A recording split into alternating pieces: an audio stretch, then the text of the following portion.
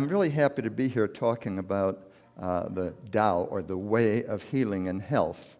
The Tao means the way, and the Tao Te Ching is the way of virtue, or the way of spirit. And we've been talking about the Tao in our LGM class, Let's Get Metaphysical, that Ezekiel mentioned.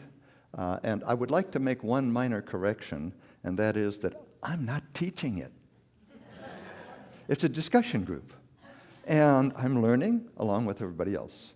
And it's been a lot of fun. So the Tao, again, is like our vision of spirit. So we're talking about the way of spirit. And it's interesting because I have a subtitle called Don't Worry, Be Happy. And with this fire going on, I thought, how can I even get up here and say such a thing? Don't worry, be happy. We've got friends that are right across the street from where the fire is, where people are being evacuated on Mackenzie Highway, Route 20. We've got friends. In fact, Kate Kavanaugh is not far. Is she here today?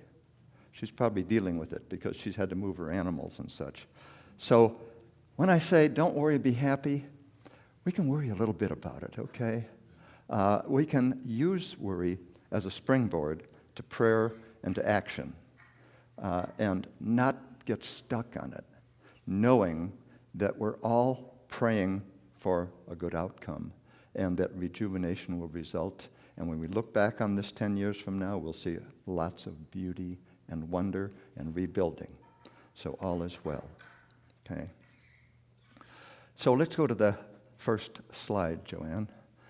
Joanne's operating it for me, and she has no idea what I'm going to say. I thought she would have known it ahead of time, but she doesn't, so we'll guide her through. So this is the basis. Oops.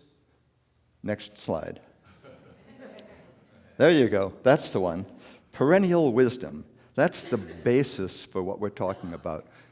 This is fundamental to unity. Spirit is the life. Mind is the builder, and body is the result. I heard that probably 40 years ago in a talk. The guy had it up on a little easel, and he drew that little pyramid. And I said, that makes such perfect sense. Because if we recognize spirit as the life, then we recognize that our life is perfect if we are aligned with spirit. And I used the word alignment a lot when I talked about confidence a few weeks ago, and Joanne said, you sure said alignment an awful lot. Well, yeah, alignment's what it's about, because we want to be connected and aligned with spirit, because that's the way to healing. Now, there's lots of other little things we're going to talk about that are involved as well, and we're going to read a little bit from here. Not the whole book, don't worry.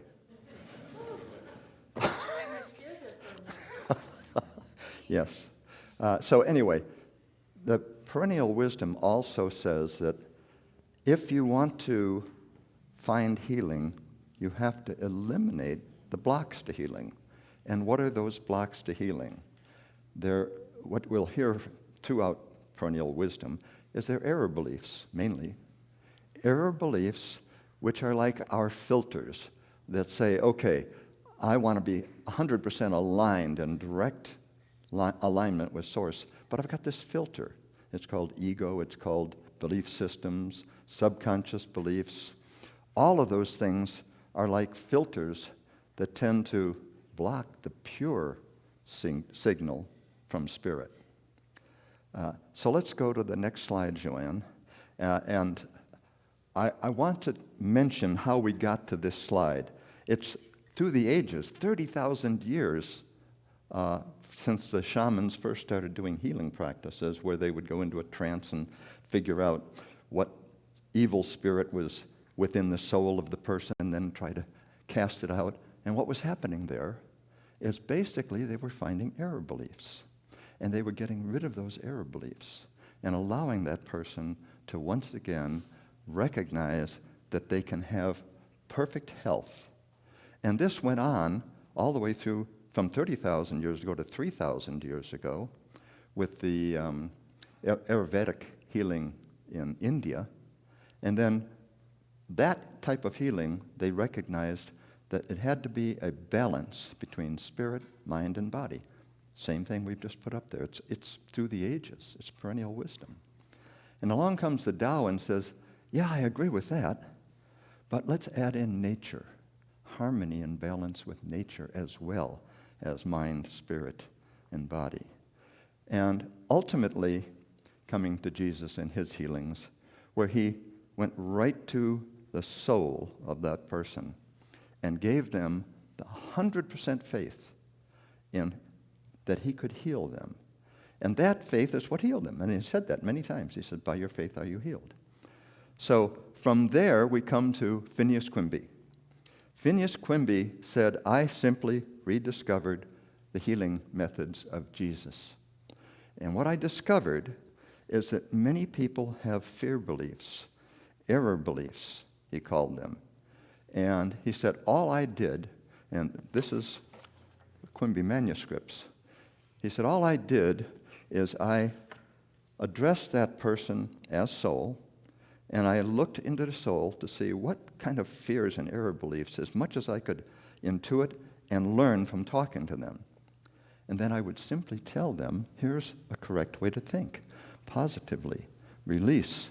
And he said that was basically the method of Jesus. By the way, he healed 12,000 people in the New England area in the 1840s, 50s, and 60s. People that doctors couldn't heal. Why? Because it was their beliefs that were keeping them sick. And the doctors didn't change their beliefs. The doctors would give them medications of various types, and in some cases they worked because the patient believed that they would work. And in other cases they didn't work, but they said, there's this guy named Pinneas Quimby from Portland, Maine, that's operating in Boston area. Go to him. And what he said, ultimately, is he said, 50% of the patients that I healed, they had extreme fear of going to hell and burning forever. It was their religion was causing them to be sick. You know, a lot of us came, I did at least, from some religions that were instilling fear. And so that's a key here, is to eliminate that fear. And Pinneas Quimby passed his information on to Mary Baker Eddy. She helped edit the Quimby manuscripts. And ultimately, she created what's called Science and Health and Key to the Scriptures, and created a church called Christian Science. Probably you've heard of that one. And she simply followed the same prescription that Quimby did, but she said, this is what I've written now, and it can never be changed unless I change it. And she's gone now. So guess what? That's not going to change. And one of the tenets is that you don't go to doctors, you use spiritual healing. And sometimes that's a pretty good thing, and other times people have had real issues that medical science could have solved. So partly for the reasons that she was so absolute in this is my way or the highway, Emma Curtis Hopkins, one of her students, said, for me it's the highway. And she founded a metaphysical college in Chicago, and there she trained all the teachers of New Thought, which is unity is part of New Thought. And basically, the thing that was different with Emma Curtis Hopkins is that she went right along with my body, mind, spirit, and she went right along with error thoughts and so on. But she added one thing that none of the others had, praise. She said, you praise everything. You praise everything in your life, your body, your cells, and so on and so on. And she taught the founders of Unity. And interestingly enough, the founders of Unity wrote how they healed themselves. This is actually, first of all, it's Myrtle Fillmore. She's the mother of Unity. Charles Fillmore is the father of Unity, but it took him a while to catch on. Myrtle Fillmore, here's what she wrote. First of all, let me set it up, because she had tuberculosis. They called it consumption at the time.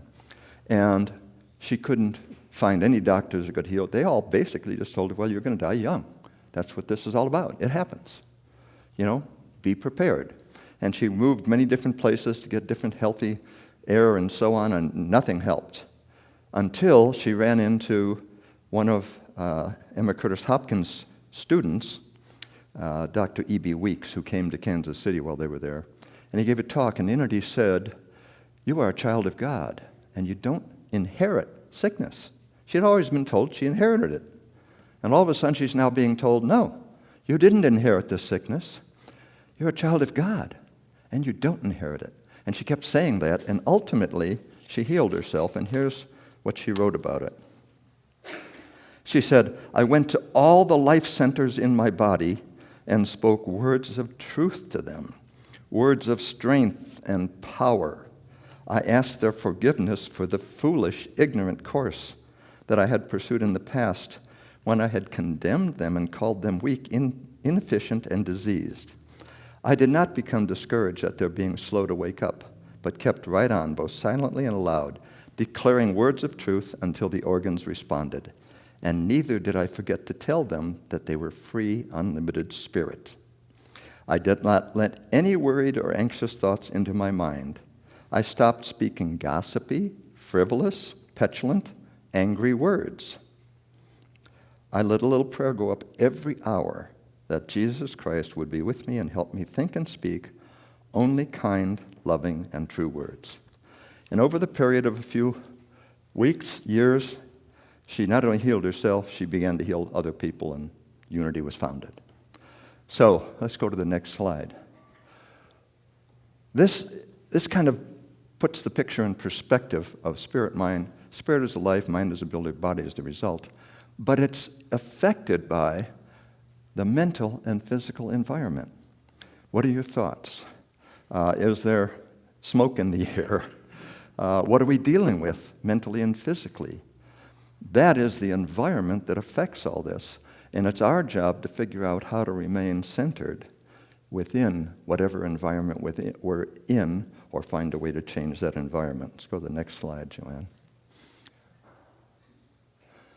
So, 3 keys to healing. They are, number 1, belief in the efficacy of the meds or the process. Number 2, faith in the prayer or the treatment. And number 3, trust in the outcome. Without those 3, it may or may not have as much efficacy. But as soon as you put that belief there, everything changes. Your body chemistry reacts to that. We know that from the Bruce Lipton's book, Biology, what was it called? Biology of Belief, exactly. I knew that. Anyway, we know that it does. It changes our body it changes the chemicals, the hormones. And we get rid of a lot of the negative hormones, cortisol. And we start releasing positive hormones, the love hormones, oxytocin and endorphins and so on. So it works. It changes our chemistry, literally. Let's go to the next slide. So the question we have is, how do we get there? When we're in fear, when we're afraid of something, when we're in worry, when we're angry, when we're upset, how do we get from fear to love? And here's some ideas I kicked in, and I'm going to ask you if you have anything to add to it. So Timothy, verse 2, 1:7. I have a T-shirt that has that on the back. On the front it says, "Fear less." And on the back it has that verse. And it said, "For God hath not given us the spirit of fear, but of power, love, and a sound mind." So it's Scripture. They knew that thousands of years ago. I use the prayer of protection also. Anytime I'm getting ready to go off on a motorcycle trip or doing something, climbing a mountain, whatever it may be, I use that prayer of protection, and I say it, and it goes with me. And I feel like I have a bubble of protection around me, and I don't have any fear of heading out into whatever adventure may be coming along. Meditation. Meditate on love, on peace, on calmness. That's another technique that Unity teaches. All the traditions have taught for thousands and thousands of years. Meditation works. Mindfulness. Be here now. If you're not living in the past, you're not thinking about all those things that have caused issues in your life, you're living in the present. How are you right here, right now? How are you where you're at? Everything is okay right here and right now. Be here now. Don't be in the future thinking about what's going to happen there. Stop it. Oh, I like this one. There's a skit that was done by, let's see, what's this? Thank you, Bob Newhart. Bob Newhart. I don't know if you've seen it. He's a counselor. And in walks a lady and says, I really need some help. I have this fear of being alive in a coffin, and I'm just scared to death of it. What kind of advice? He says, well, it'll be a couple dollars for the advice if you're ready for it. And she says, yeah, I'm ready for it. He says, stop it.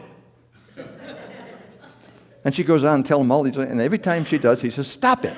That'll be $5. I love it. So stop it. We can do that. We can actually just stop it. And let's take a moment and ask you, what works for you? Anybody? We've got a microphone somewhere. Robin? What works for me is fear is just you don't have enough information about whatever you're fearful about. So get more information, and once you get information, then you're not going to be afraid of it. Perfect. Yeah, get more information. There's one over here. Oh, it's here. Similar to stop it, I use delete, and I'll basically see my negative thoughts or fears replaying to where they started, and then deleting, and then starting fresh. Oh, I love forward. it. Delete. Press the delete button. Yeah. What works for me is often to zoom way out and to take a 30,000-foot view of the situation so that I can better assess the long-term implications or the evolution that will continue. It pulls me out of the acuteness of the situation. Right. Let the mountain speak. Look at that higher view. I got one, Jim. Yeah. Grounding. There you are.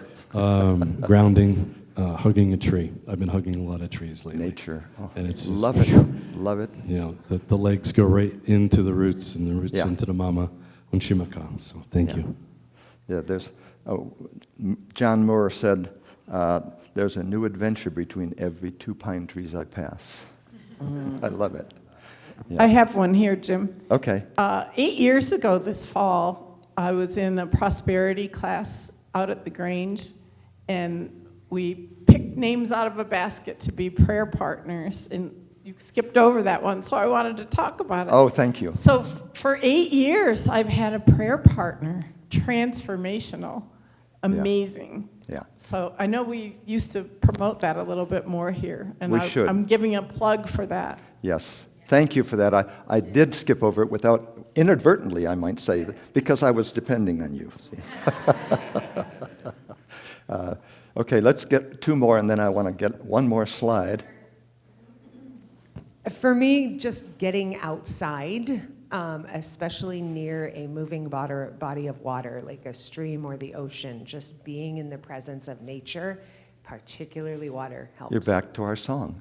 Let the river flow. I would say breathe.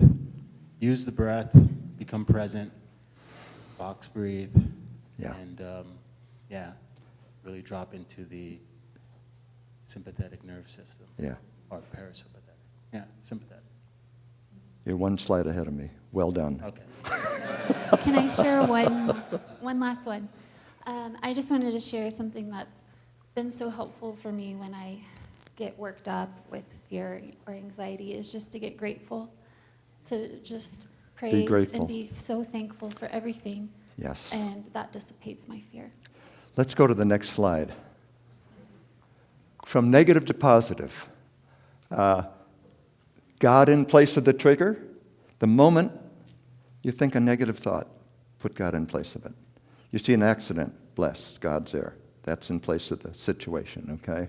3 deep breaths, right? 3 deep breaths. Sympathetic nerves, empathetic, sympathetic. That definitely works. A touchstone. I pivot to a touchstone. I think about a time when I was with a group of YOUers up in Unity Village, and how they came together in such a wonderful way that it went from difficulties with the group in the first part of the week to total bliss by the time they were all connected and loving in such a beautiful way. And I use that as a touchstone. The moment I think a negative thought, that's a touchstone for me, and I'm sure you have a touchstone. Be a Pollyanna. Joanne and I just watched Pollyanna again. And she said, find something to be glad about. Whatever it is, find something to be glad about. And what works for you to get from negative to positive? Probably some of the same things. We've heard a couple that match it. Gratitude. And stop it. Yeah. Did you have something? 5 minutes. Okay, thank you. Okay, let's go to the next slide. So this is what I use. This works for me, okay? It's real simple. It's not the spiritual path, it's the practical path, right? Okay? Eat half as much, sleep all night, walk twice as much, laugh 3 times as much, and love without limits. I walk 120 to 150 miles a week along with my hikes in the mountains. Not everybody wants to do that. I'm not suggesting that you do crazy things, but if you're doing something and you can do more of it physically, I have healed a lot of my issues by being really active. Get sedentary, and a lot of things can seem worse than they really are. Be as active as you can possibly be. And laugh 3 times as much. Laughing, I do what I call a laughing meditation several times during the week. And I'll just sit there and I'll breathe deep, and all of a sudden I just feel the laughing coming on. And it just feels so good to start my day that way. Oh my gosh, I go into the day and I'm just walking on air, and love without limits.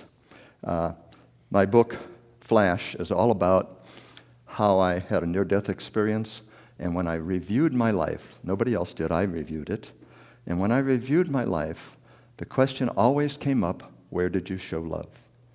That is real. That is so real to me it's the solution for fear. It's the solution for almost everything. Let's go to the next slide. So I want to leave you with a couple of affirmations. Let's say these together, okay? With Source as my ever-present guide, I am never concerned or worried. I am joyful and thankful that my life is evolving in divine order. And let's go to the last slide. We can do this. Don't worry, be happy. Thank you.